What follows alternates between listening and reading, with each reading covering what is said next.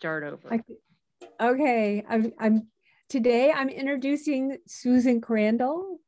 She's an award-winning, multi-published author who lives just up the road from me in Noblesville.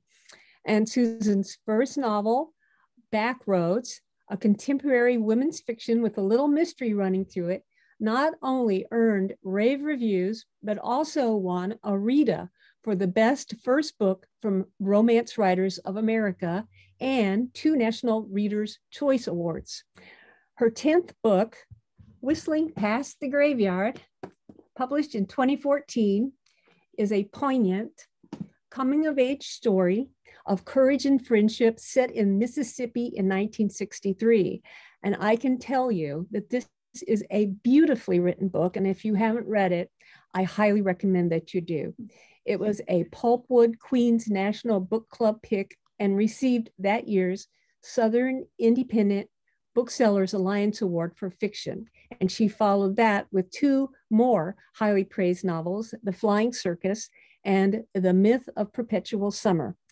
So today, Susan is going to tell us how Whistling Past the Graveyard snagged the attention of a Hollywood production company and how she's been working with them to develop her novel as a film.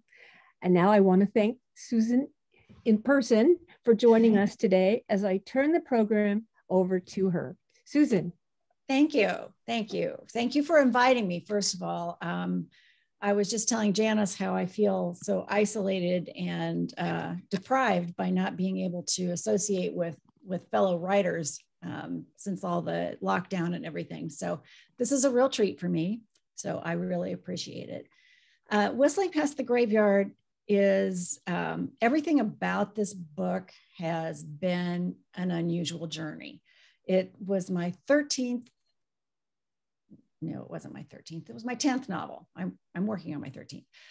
It was my 10th novel and published novel. I have, those before that didn't make the cut, but, I had written 9 women's fiction, usually had a mystery element, suspense element to it. And I was ready to do something else, but I didn't know what I wanted to do. I'm a very eclectic reader, so I wasn't sure where I wanted to even go. And during this time of pause, I kept hearing this little Southern girl's voice kind of narrating my own life. And it was one of those things that I thought, I really need to figure out something to do with this. This is really speaking to me.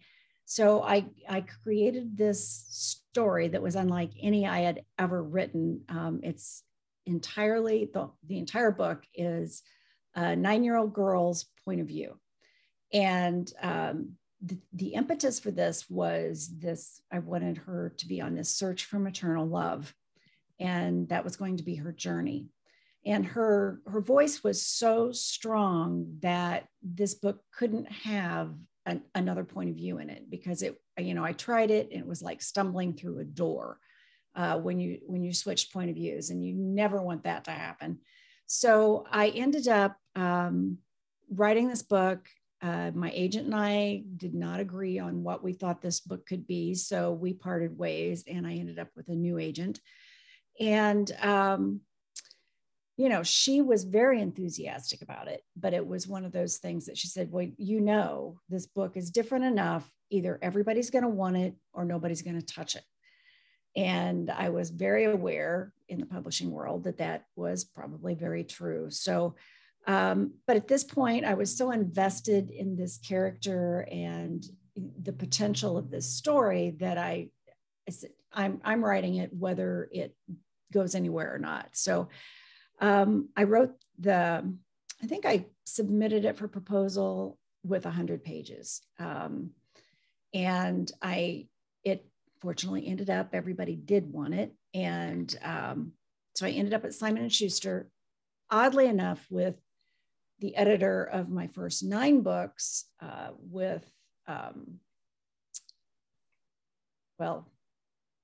it was Warner Books when I started. Then it became, now I'm going on a blank, but there we go, Grand Central Publishing.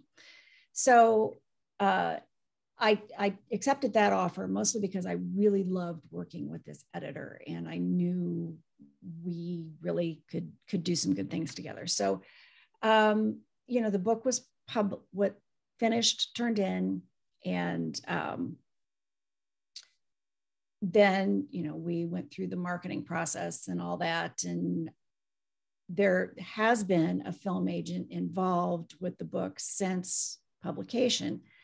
So, it's kind of unusual for a book that came out in 2013 for the first time to, in 2021, looking at being developed for film. So the film agent that I had at the time, the feedback we kept getting was Hollywood was not overly interested because of the age of the narrator. There were all of these things that were problematic for film marketing at the time. No strong male lead. Because it is this 9-year-old girl's journey with and development of her relationship with this woman who would fill that void in her life as a mother figure. So, I had pretty much, they had been to a lot of the big places, and I pretty much thought that was the end of it. And, you go on, you put your nose to the grindstone, you move on with your next project. And then one evening I got this is like, never happens. And since it never happens, I didn't believe it. I had a message through Facebook from someone who said she was a producer, and she gave me her name, and that she said, please, please, please tell me that the film rights are available for Whistling Past the Graveyard. And the first thing you do is go, okay, you get a lot of stuff come through on Facebook, and you don't know if you can trust it. So I did my research, and by golly, she was a real person, and really who she said she was. So we started talking, I think even before she bought the film rights, because this book is so special to me in so many ways that, when you sell the film rights to your story, and you're a person such as me, who is not, Stephen King or John Grisham or somebody who's got this, clout behind them, that story is pretty much taken out of your hands. And, it is up to them to develop it as they see fit. And that, quite often leads to the person who read the book going to see the movie, looking at it and saying, I don't understand how they took that story and turned it into this story. And, it's problematic, as as people who are involved in fiction. And so she had a really, really, really interesting vision for the film adaptation for this book. And this book actually came into her hands because her mother read it and loved it and gave it to her. So, you never know where things are going to come from.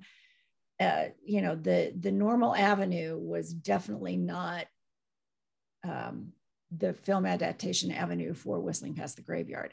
So we were working on it for a while. And when I say we, she does allow me to be involved, which is, she doesn't have to. We have lots of conversations over it.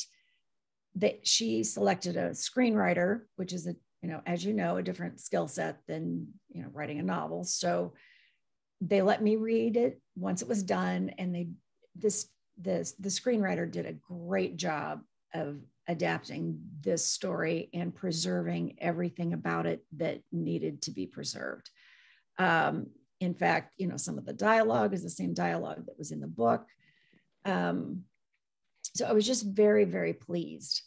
I went to California and met her, and we did some more talk about what her vision of this book is as adapted to film. And it's been a long process, because she got a lot of the same feedback from certain production companies, because as you know, no big major film is made from just one production company now. That's a conglomeration of a lot of production companies to support it. But she also produces a lot of other things. So, she kept in touch. We're still working on it. It's not going away. And so just recently she sold merged her production company with Reese Witherspoon's production company, Hello Sunshine. So she said, that has opened up a whole lot of doors to her that were not open before. So she's very enthusiastic. And I have always been a firm believer in everything happens in its own time at the right time. And, my feeling for film adaptation of the book is I would rather have none than the wrong one. And so, I think things are actually falling together very nicely. In fact, I was just talking to her the other day, and, I'm really excited about where she thinks this is going to be going. But, slow process, and you just have to keep yourself calm, because what you want to do is jump up and, hop around the room and be as excited outside as you are inside. And it's very distracting for doing the work you're supposed to be doing at the time. And it makes it harder for you to separate yourself from the story of whistling, because I don't know if any of you have this problem, but when I move from the one project to the next, it's a difficult leap for me. It's really hard to start the next one, because I have crawled into the skin of these people. I'm a very slow writer. Whistling took me 2 years. It was the shortest book I've ever written. The one I'm working on now has taken 2 years, but that is because of all kinds of other complications. But I spend the time inside my characters' skins. I try to go there mentally and live their lives and feel their feelings. And this book takes place in 1963. And there were many times I was having a conversation with someone in my family when I was deep into writing this, that I was using the language I was using in the book that would be appropriate for 1963. And they always had this really funny look on their face. And I said, oh, okay, I'm back. I'm in the current day again. But therefore, it's really hard for me to let go of the characters that I've developed. And Starla, which is the 9-year-old girl, and Eula, which is the African-American woman who is her co-star, we'll say, in this book, are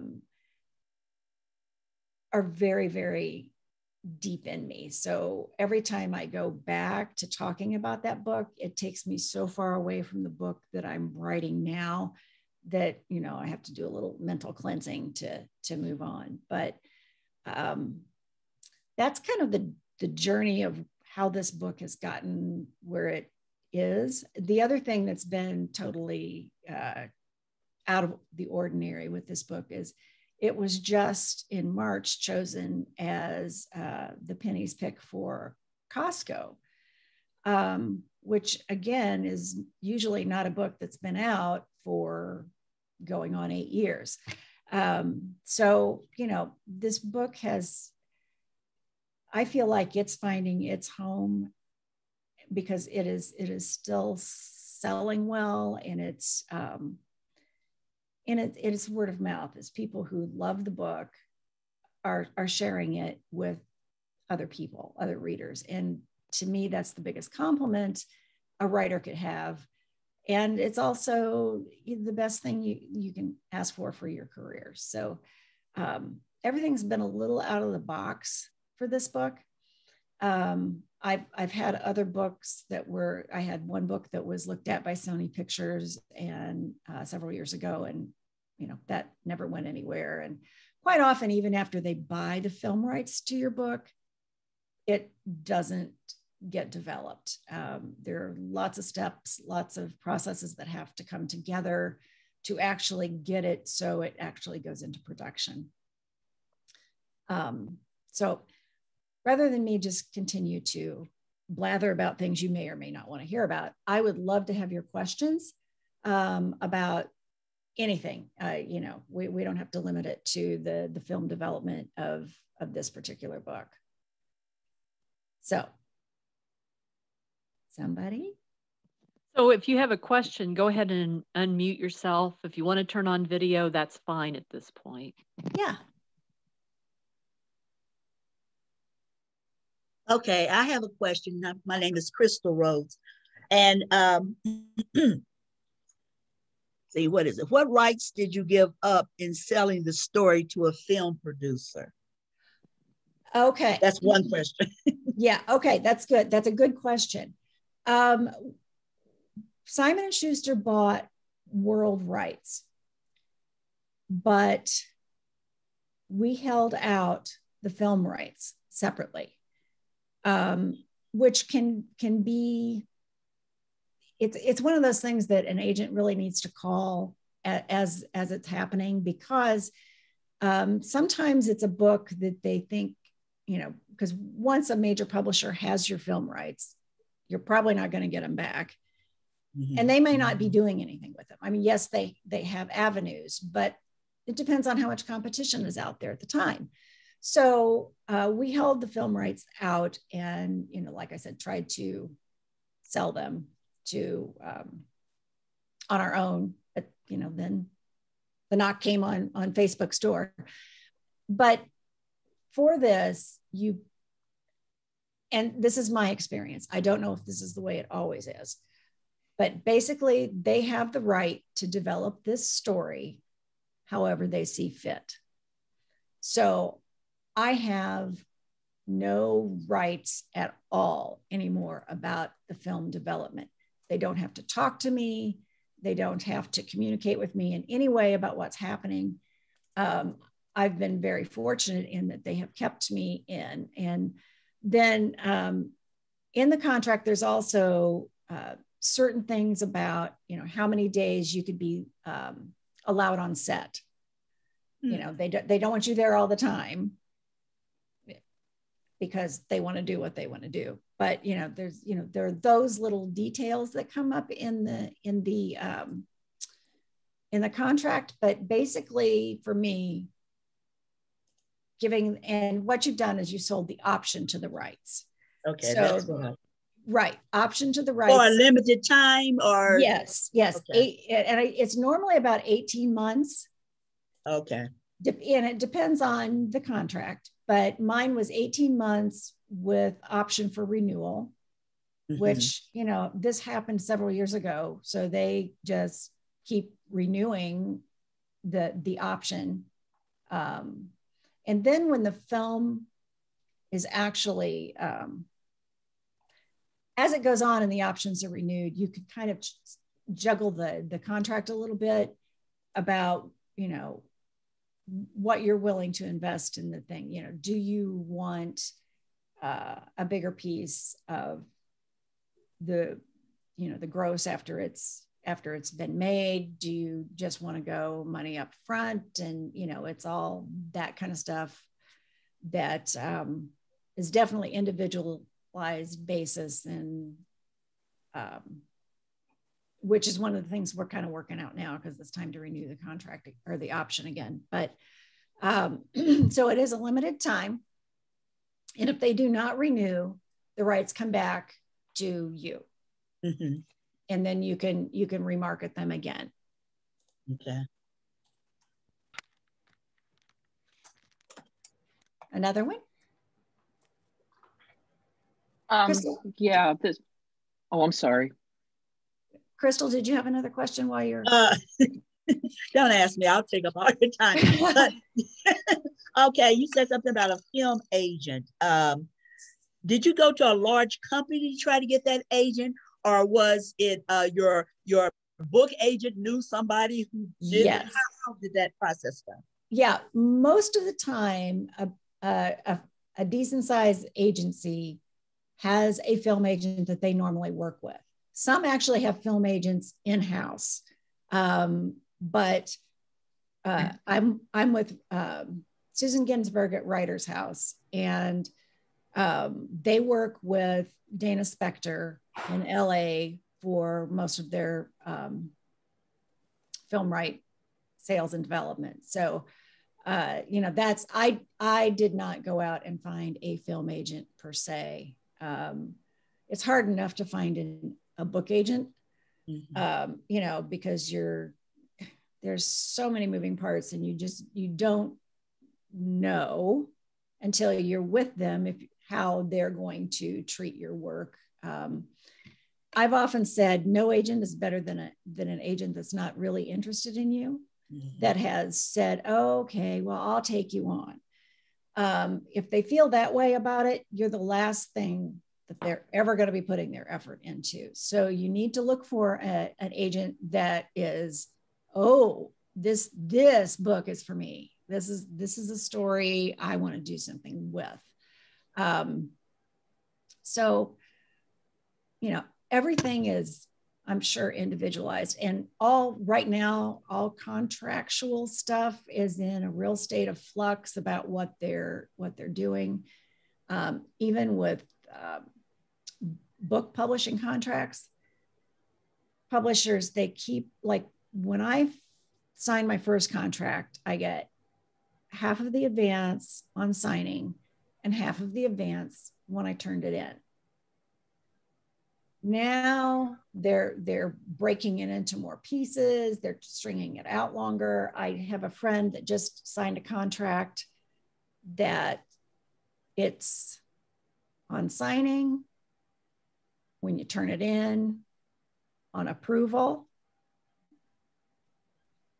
And then the last one, oh no, and then publication. And now they added another one to drag it out to a year after publication. So, you know, if your advance is $50,000, it's been broken into 5 segments now for you to get. And it's interesting. It'll be interesting to see how things develop as time goes on. Well, tax-wise, I see that is pretty good. I mean, yeah. You know, yeah, tax-wise. Exactly. Yeah, and everybody's got a different theory of that. Part of the reason they're wanting to push it out to publication, and I'm not sure exactly what the verbiage in the contract is, but part of that is at that point they're going to know what they're going to, closer to what they're going to want to hold back, because there's always a holdback of your advance for possible returned books. Yeah. So, you know, I'm familiar with that. Yeah. You know, for somebody doing the hard work, we have so little control about this. I have a question. How long did it take before you found the right agent?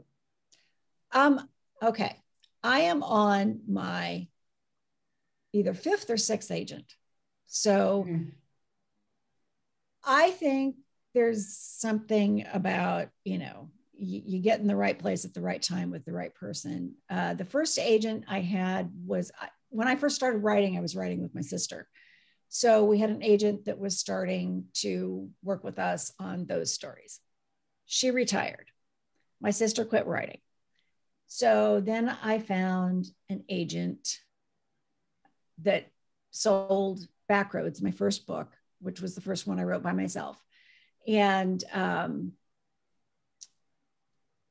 I found her, at that point, internet was less, well, I mean, there was CompuServe Writers Forum was about the only place I went that was geared toward this. But so, it was the writer's marketplace, and you go through and you do the query, which at that time was through the mail. So but normally you'll have a phone conversation with the agent and you'll get a pretty good idea from what they're saying, how they're saying it, how they're really feeling about your work.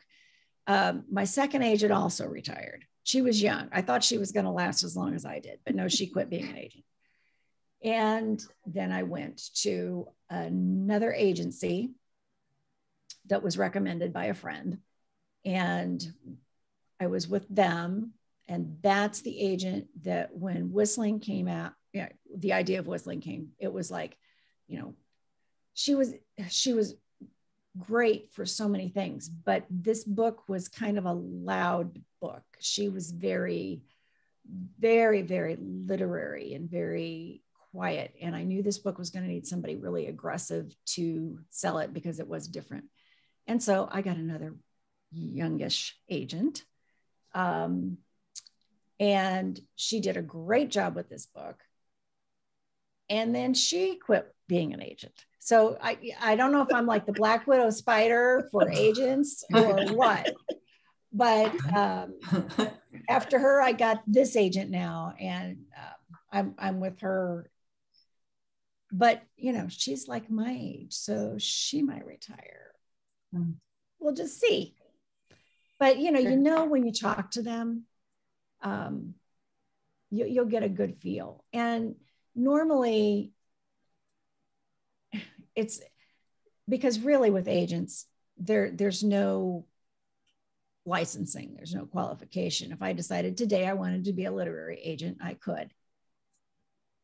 I wouldn't be very good at it, but I could. So, you have to do as much research on finding an agent as you can. And like I said, don't just take someone who says, yeah, okay, well, we'll take this on. Because all they've done is tied your work up.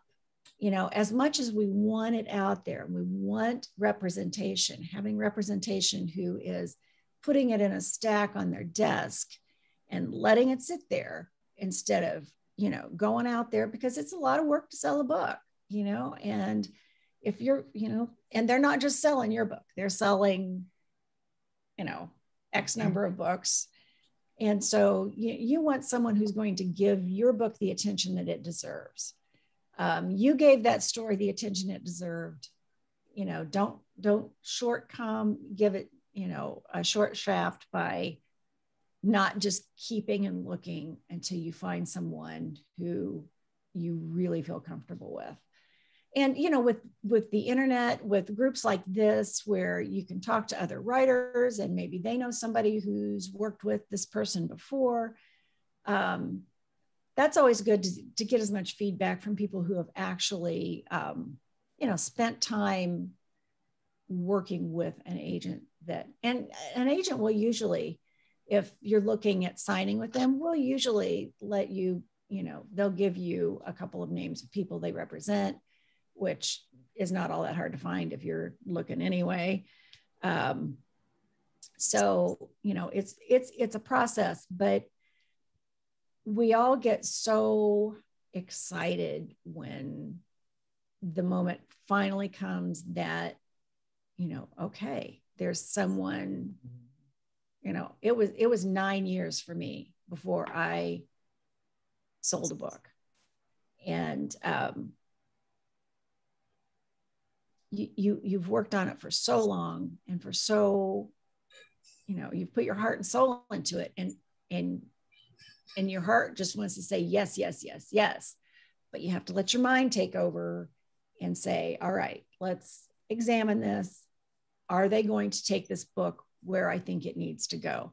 Are they also invested in me as a writer, as opposed to, oh, just this book?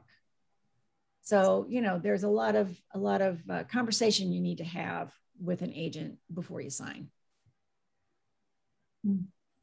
I have a question. Mm-hmm. When you mentioned, are they invested in you as a writer? What were the clues that you had from your agent that told you that? The thing that tips me off normally is when they are not just talking about the story that I'm trying to market, It's when they talk about, oh my gosh, I love your writing. You know, they have to love your voice and the way you present a story, because, you know, we've all read enough books. Everybody, you could give the same storyline to 10 different writers and you're going to have 10 different stories when you're done, right? You know, because we all develop it differently. We use our own voice. And so when you get some feedback that says, your writing is incredible, your writing is, you know, and ask the question, you know, we tend to not ask enough questions, particularly me. You know, I'm an introvert, so I just want to sit here and write. And I long for the J.D. Salinger days when you were just someone that no one ever saw. You know, you were just doing your writing and that's all you had to do. But, you know, ask them, what do you see? What do you see? And the other thing is, when you're writing and you are selling a book and you're looking to build a readership, you need to make sure that you're willing to write more of the same thing, a similar story, you know, same genre, whatever, because that's how publishers build you. So if you've got a one-off story that is kind of out of what you've written before and you probably won't do it again, you know, you may not want that agent that's all totally invested in your writing per se. You may want somebody who just is over the moon for this particular work. So, and, you know, agents, they're kind of like boyfriends. They're not husbands yet, you know, so breakups can be hard, but they're not impossible. So, you know, you just, and what you write now may not be what you're going to write. So the agent that's right for you now may not be the agent that's right for you in 10 years. So, you know, you just have to have a good conversation. And a funny thing was with Backroads, and when my agent submitted the book to the editor, and my agent called me back and she says, you know, okay, we've got, in fact, the editor said, oh my God, where did you find her? And I had to laugh to myself. I never told my agent this, but that editor had rejected me previously. Not that book, but had rejected me previously. So, you know, just because someone says no now doesn't mean it's going to be no forever. You know, so you just have to keep knocking on the door. When you have okay, you were saying that whistling through the graveyard was 8 years old or something like that. Yes. If it's a major publisher, will you get your rights back, or do they just keep it forever? Okay, that's a very good question, because in your contract it will tell you how you can get a reversion of rights, and that's something that you and your agent need to look at very carefully. And it's usually because I have not gotten the rights back to anything yet. If the book is still selling, as far as my contracts are, if the book is still selling, if they are still making it available, it's difficult to get your rights back. My first books came out before there were ebooks. So now they're not printing more of those first 9 books, but they are available as print on demand and they're available as ebooks. How is that possible if ebooks wasn't in existence? I don't understand. There was nothing in my contract about ebooks, but the contract was world rights. Oh, okay. Which are all rights. Okay, I got it. So you know, any right that may come up in the future, mm-hmm. it's in their basket. So and then, you know, as long as it's available, And then there's usually a level of number of copies that they have to sell every royalty period. Right. Okay. If that is not happening, then you can request reversion of rights. So, but for whistling, I can't imagine living long enough to get the rights back to that one, because it just keeps going, which is good, which is what I really want to have happening. Mm-hmm. Any other questions? Can you talk a little bit about the premise for Whistling Past the Graveyard, where that came from and where your title came from? Yes. The book started with the character, Starla. Right? And my books generally always are very character driven, even if there's, if there's a mystery, if there's a suspense element. Right now, the one I'm writing has a murder in it.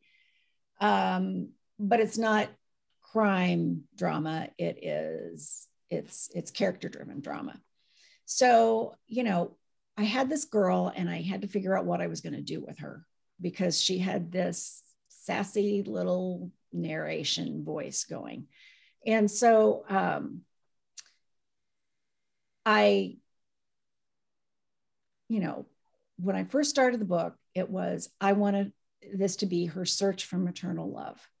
Both of my parents lost their mothers when they were like 8 years old. So,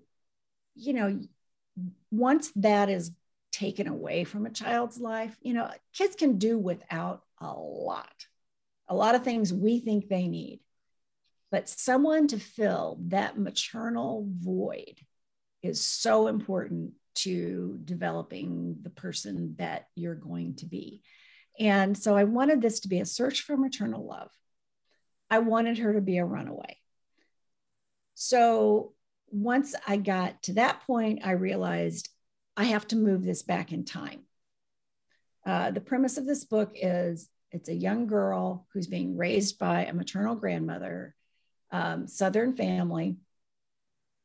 The mom, her parents were teenage parents. The mom has gone to Nashville because she's going to be a big country singer, and basically left this child's life at age 3.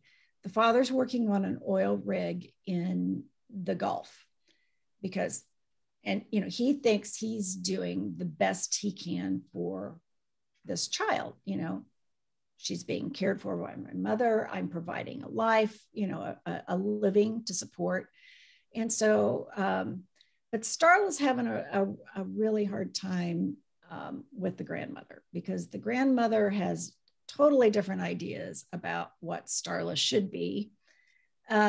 She's very resentful that Starla is even a person, because, Starla basically ruined her only child's life. So, it's an environment that is not abusive, but it is not nurturing. And so Starla decides one day she's going to take off and go find her mother in Nashville, because mom's made all kinds of promises how they're all going to get together and they're going to live in a big house when she makes it in Nashville. So circumstances happen. She's in some pretty hot water. So she takes off, and she's 9. She's not quite 10 yet.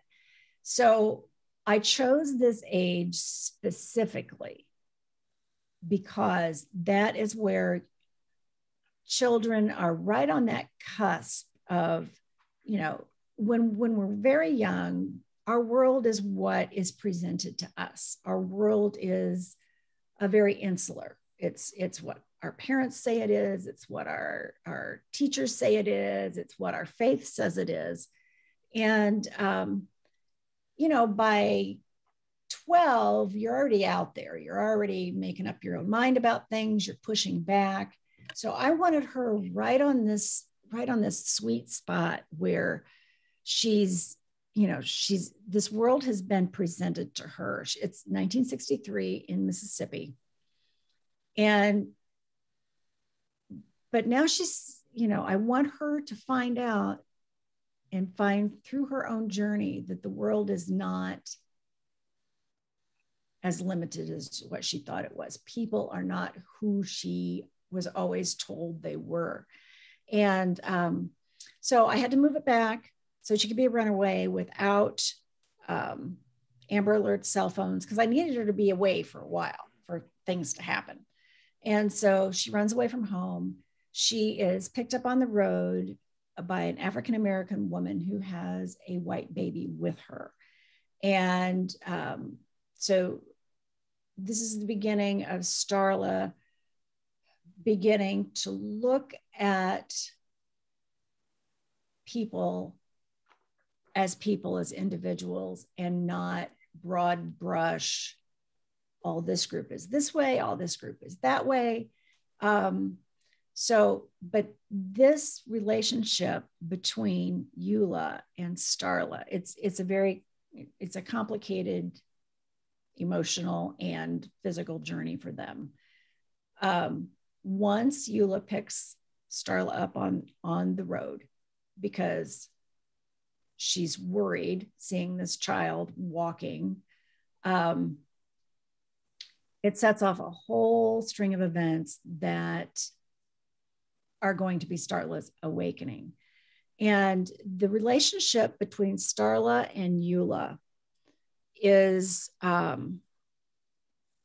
it turned out it's not just that maternal bond, because I don't outline, I write by the seat of my pants. And as this story between these two people evolved, they developed such a synergistic relationship where they both had, they were both broken in so many ways. And as they came together, they each supported the weaknesses in the other one. They were the bridge to healing for one another. And so, it's a coming of age story. It's a road trip kind of story. It's a civil rights kind of story. And it's, the heart of it was this search for maternal love and how important it is, and how this book ends is not completely tied up in a bow. It's not everything hunky-dory, absolute positivity.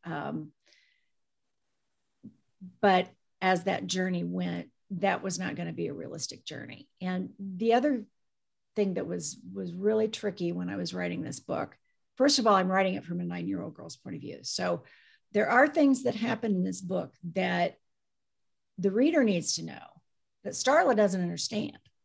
So, this is all, and it's a first person narration. So it is all filtered through her and her understanding. So I got myself in a box a few times where I had to figure out a way for the reader to get conveyed what was actually going on when Starla was misunderstanding what was going on.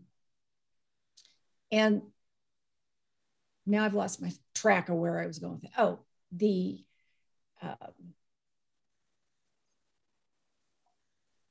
this is terrible. Okay. Well, can I jump in with a question? Please do. Save me. Yes, because I'm quite familiar with having the train of thought being derailed. Yeah, what I really wanted to ask is how you researched the book. I'd like to really understand a little more, because you're talking about, are you like from Mississippi? Are you from the South? How did you kind of research the South? 1963, right? Right, yeah. That era. So can you talk a little bit about that process? Yes, and that was actually where I was going. Thank you. See, somebody. You're welcome. Yeah. I had to make a decision about how I was going to portray this journey for these two characters. Was I going to filter it through our present day sensibilities? Or was I going to try to present it as I found through my research? No, I'm born and raised in Indiana, lived in Chicago for a while, never lived in the South. And when I went out on book tour for Whistling, it was quite shocking to most people that I was, I opened my mouth and they're, you don't sound like you're from the South. Well, I'm not. I think I do a lot of reading.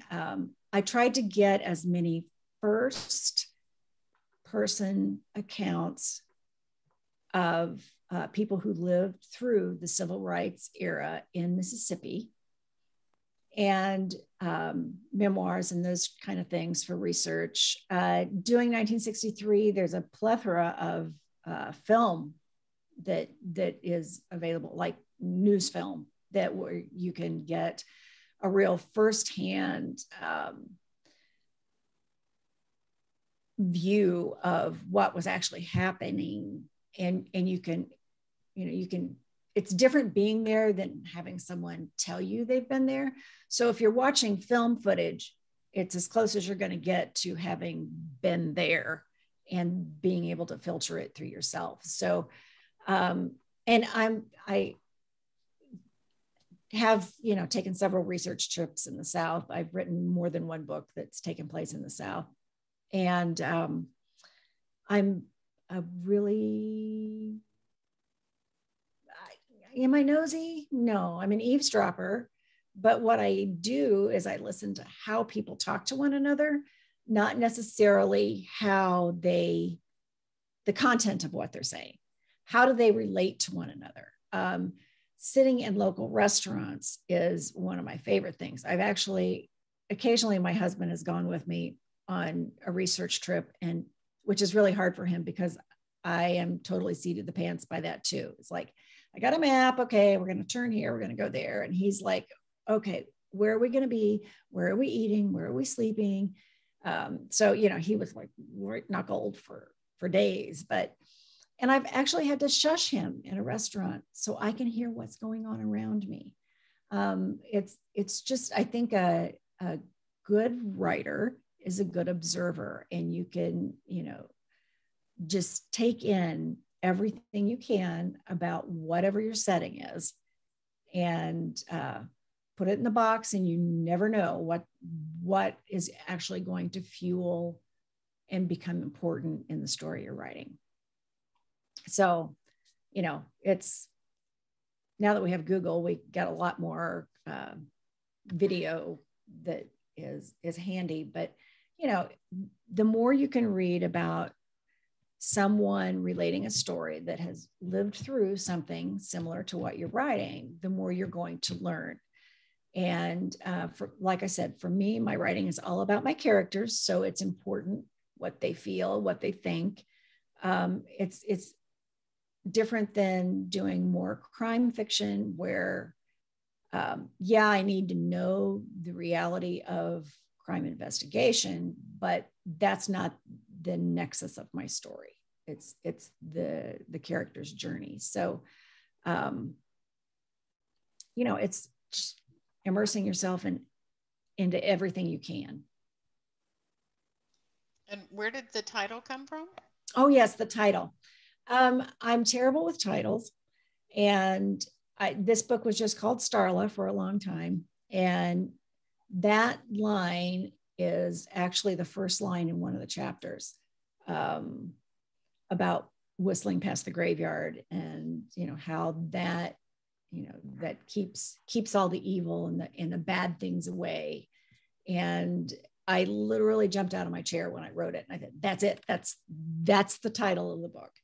And when I turned it in to Simon & Schuster, I got a call back from my agent or my editor, and she said, you might want to be thinking about alternate titles because I'm getting some pushback in here about it in-house. And I said, oh, okay. So this is a panic moment because titles are always a compromise between you and your publisher. And, there's so many things that go into it, the marketing, the sales, all that stuff that I know nothing about. So, but I have had publisher titles that they have been in love with, and they've ended up on my books, and I've regretted it every day since. But So I was in my panic mode for 2 weeks. I kept, I've got 2 critique partners that I work with. So we all are starting to throw things around and you do word rearranging and, association, all kinds of things that look like they're going to maybe pan out. And then I still hadn't come up with anything else. And my editor called and she says, "Oh, never mind. Everybody in house has read it now, and now they understand. Now that's the perfect title." So, and the myth of Perpetual Summer is also came about while I was writing it. It is from a line in the book. So, and Whistling Past the Graveyard ended up being woven. I mean, it was in the book more than once, but once we decided on that being the title, I, tried to beef it up just a little bit and make sure it was connected in more ways. So, no more questions?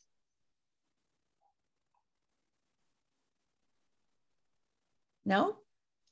What are you working on next? Because you've already got Myth out, right? Or right. Yeah. Myth has been out for 2 years.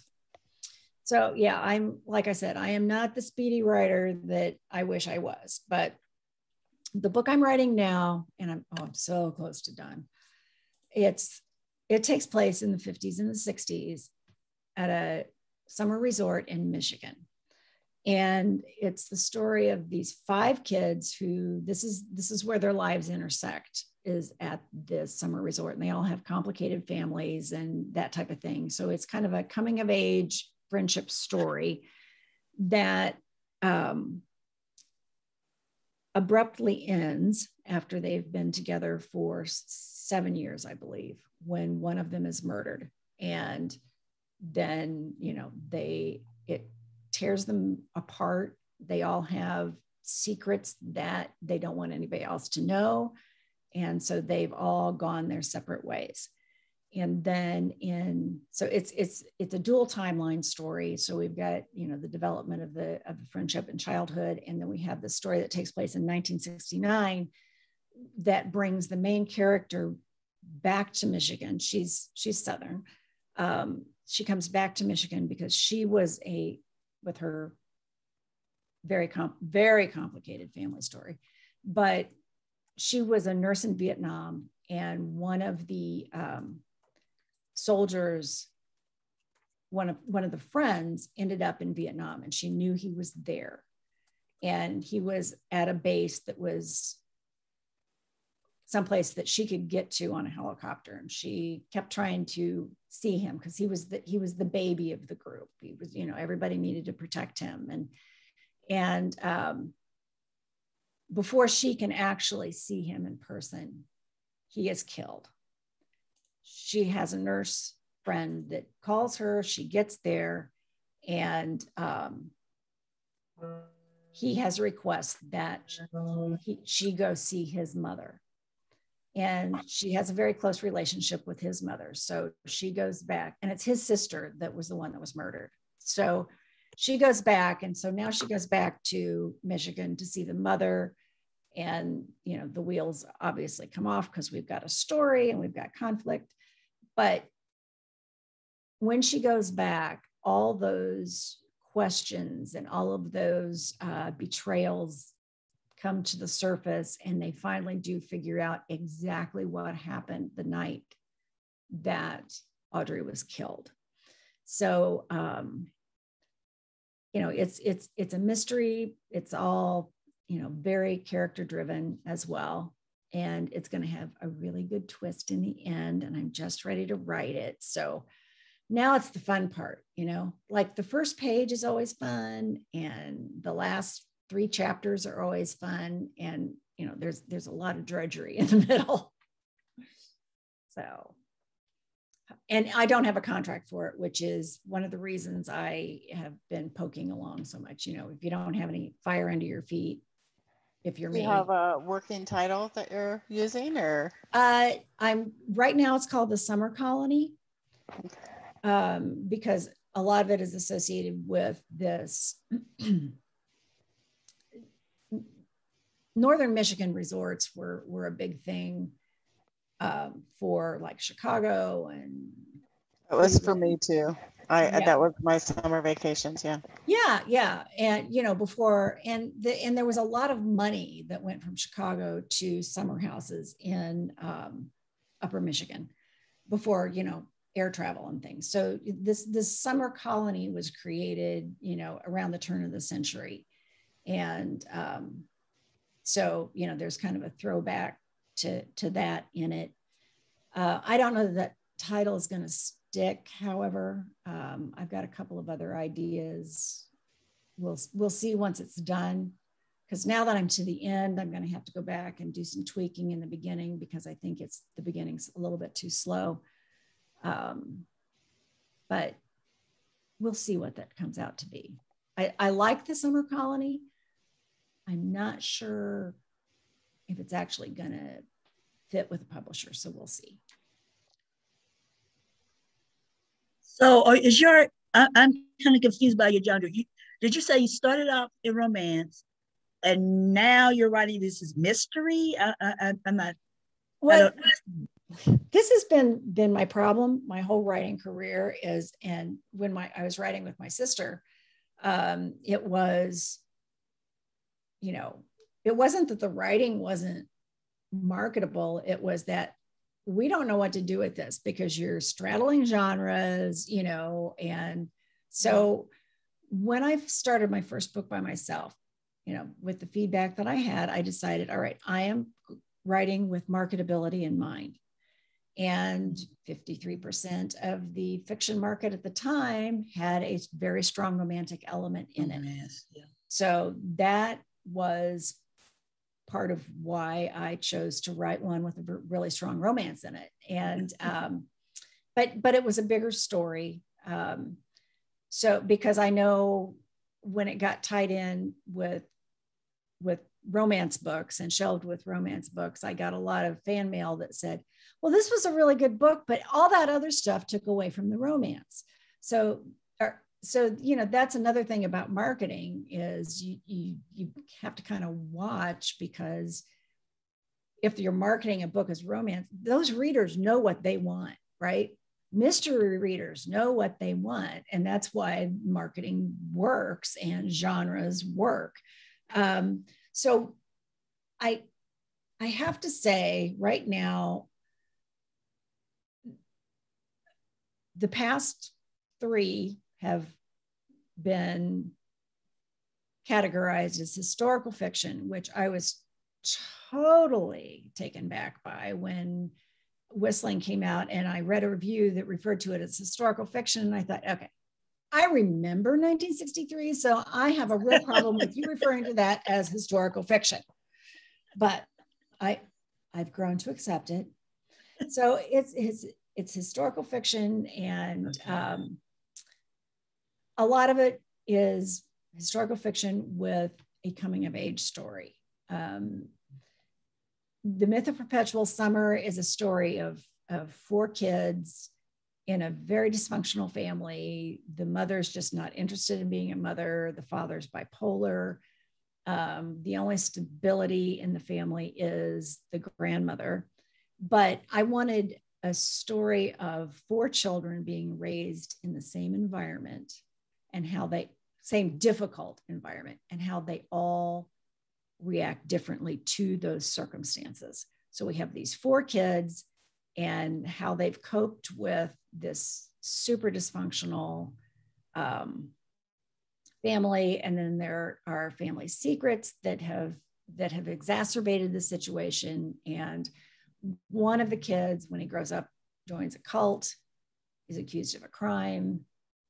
And so that's, it's another book that ended up being a dual timeline. I wrote it chronologically. The editor suggested she felt like it would be stronger if it was a dual timeline where we didn't have all of the more juvenile point of view together. I still think it worked just as well the other way, but and when you take something apart that you've written as a chronological story, and then you have to do it in a dual timeline, you can't just cut out this chapter and move it over here. You know, there's all those other things that have to be, you know, the story has to progress. And so it's one of those experiences that I say was good for me. You know, anything that's difficult is good for you and challenges you. So, but it's a very family drama type story. So Thank you. yeah, I don't fit boxes. It's which makes it really hard. And it's hard. I don't know if you guys have this problem. I can encapsulate my critique partners' books succinctly and what they are and what they're about. Get me talking about mine, I'm all over the place, because, well, if I tell you this, I need to tell you. It's like writing a synopsis, you know, that to me is the most difficult writing in the world. So in my day job, I primarily worry about marketing. Oh, so good. Those terms. So when I sat down to write my current project, and I'm a brand new author, when I sat down to write my current project, I did take marketing into consideration to some degree, because it's just, in my bones. But I'm not. Do you do that at all now at this point, since you've had so much experience with the marketing of your past books and having to live in that world? Does that cross your mind as you're, addressing plot and character development? I mean, in other words, does it get into the fabric of your books from the beginning? I probably so. Yeah, probably. And it's probably not even a conscious thing now. I mean, you do it often enough, you realize. And the other thing is, I have a readership at this point, and I know what they're looking for in the books. And quite often it has very little to do with genres per se. And, but for me, as I write, as my stories grow organically, and at this point, I write what I'm passionate about, because that is the only thing that turns out to be, to me, a really good product in the end. Which is one of the reasons I stopped with what I was doing. I had done 9 books, and it was in a box that needed to be. And I felt like I was not writing to my full potential, because I felt like I was having to write certain things. And so it's probably not where it was when I wrote Backroads. And it was like, in my mind, this has been my problem all along, is I don't have something marketable. But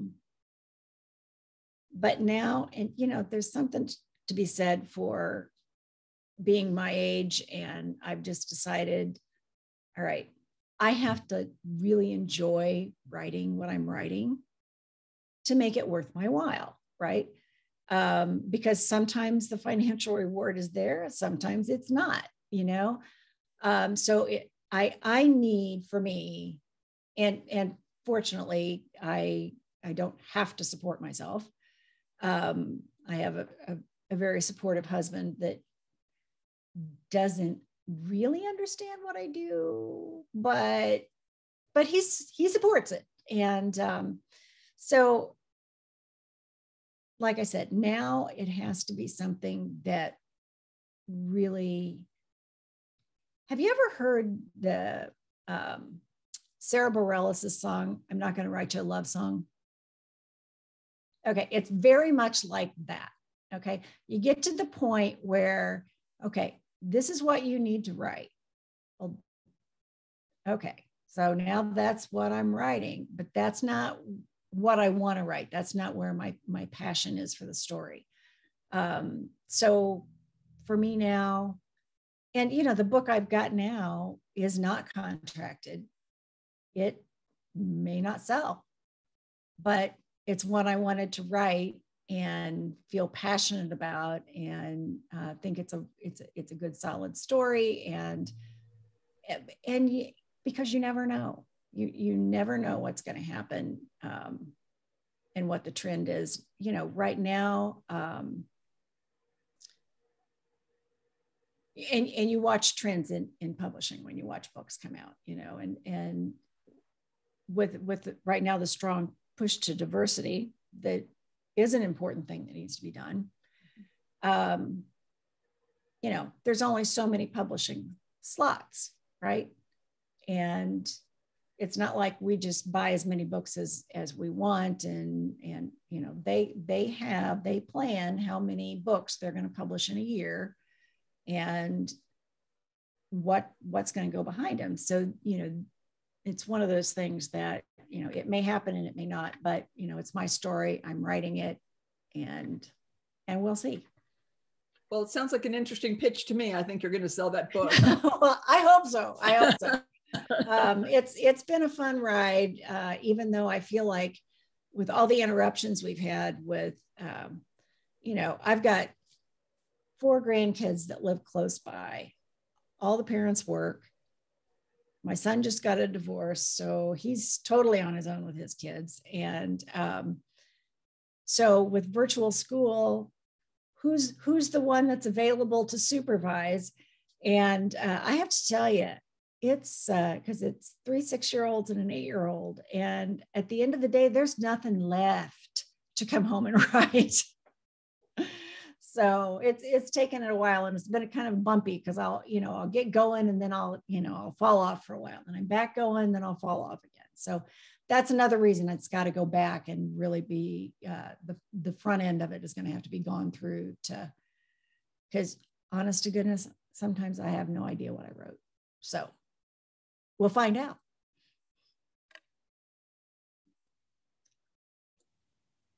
Any other publishing questions? Anything else? Well, we're looking forward to see what else you've written. Well, I appreciate that. I appreciate that very much. Yeah, it is interesting, the why and the how of what takes off in the publishing market and what doesn't is totally baffling to me. And sometimes I think it's equally as baffling to the publishing industry. So, you know, at this point, Whistling, out 8 years, is still outselling my new books, which, you know, the other 2. And, you know, the Flying Circus, that's a title that I did not pick. So, because I think it sells short what that book is, because it's very character driven. In my first book, I had titled it Elmwood Confidential because it's set in a little town called Elmwood, Hollywood Confidential. I thought it was a fabulous title, but because the protagonist's sidekick was a cleaning lady, the publishers renamed it Dust Bunnies and Dead Bodies. And I thought I would die. Yes, I know. I will never tell any of my friends I wrote this. I feel for you. I have one that I had titled Mississippi Rain, which was an appropriate title, I thought, but they were trying to make it more romancy. So I said, okay, well, the other title that I have as a backup was Magnolia Mile, because that was the name of the plantation that had turned into a nursery. Plant nursery, not baby nursery. So they said, oh, well, we like Magnolia. How about, and they came up with Magnolia Nights, Magnolia Heat. I forget what the other ones, Magnolia Sky was one of them. And that was the one that I thought, okay, take that. I'll take that. I'll figure out how to, tuck it in there somehow. Because once again, you name a book, Magnolia Heat or Magnolia Nights, and put it on a publishing shelf or, a shelf full of romance books, you're going to have disappointed readers because this was not that kind of a book. It had a romance in it, but it was a much bigger story. So, a disappointed reader in any case is not a good thing. When they say, oh yes, but it'll sell, it'll go off the shelves. And I say, okay, that one will, but not to people who are going to come back and buy another one of my books. So, it's a tricky situation, and generally publishers hit it right on. Their marketing people know what they're doing. But every once in a while you get one that you're going, oh, but mine was so much better, but. Mm-hmm. Oh, well. I know. Oh, well, there you go. It's, it's part of what you give up when you sign with a publisher. You don't have complete control anymore because now it is a group project. Mm-hmm. And it usually comes out better for it, so, but yes, I do like your title best. Oh, well, thank you. Oh, does anyone else have any questions? Because you've been here for over, a long time. You spent a long time with us, so thank you. Well, you're welcome. Time flies when you're getting to talk books and writing. I know. Since you're just up the road, when everybody is back, to meeting in person, maybe you can join us and we'll take you out to lunch. Like I would love that. When we met in person. I would love that. We could really talk some book stuff. That sounds great. Would love to have you come by our meetings anyway. So that would be good. I would love to. I hope you will. I will get you on a mailing list. Okay. Sounds great. Sounds great. Right. Yeah. So, okay. Well, I guess we'll let you go. And is Carol still there? Susan. Okay. Thank you. Thank you for having me. Thank you. Guys. Thank you for coming. Very good. All right. Thanks. This was a terrific program. Thanks a lot. Really enjoyed it. Very good, Janet.